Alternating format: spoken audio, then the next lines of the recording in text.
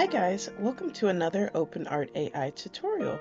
Today I will be teaching you how to use the seamless tiling.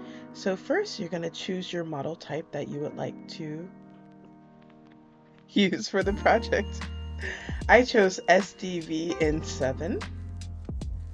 Rolls right off the tongue, but I like it because it's nice, it's beautiful, it's emotive. And when composing a prompt, I usually try to visualize every aspect that I want.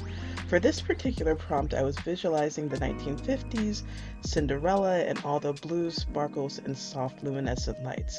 I wanted it to feel a little enchanted and romantic.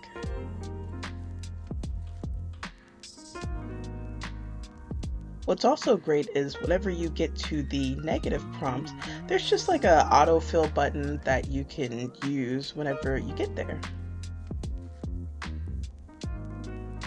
Now, seamless tiling is actually going to be under the advanced settings, and then you just click it and you can render the images.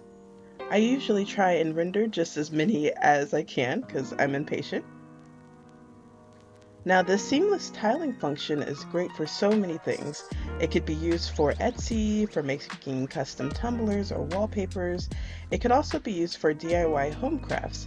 I'm using mine to make cute little bookmarks for my nieces and nephews. And probably for myself as well, and just anyone.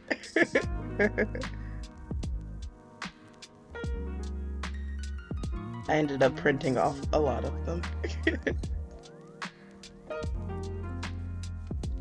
Now you'll notice also, or you might not have noticed, but whenever I was creating my prompt, I typed in floral patter.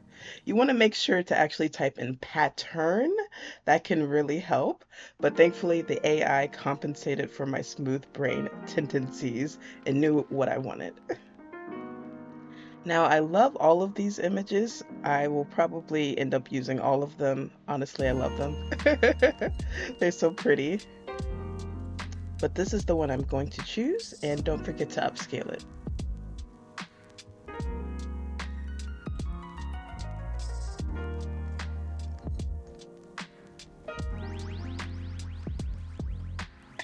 That came out so pretty. Let's see how it looks in action.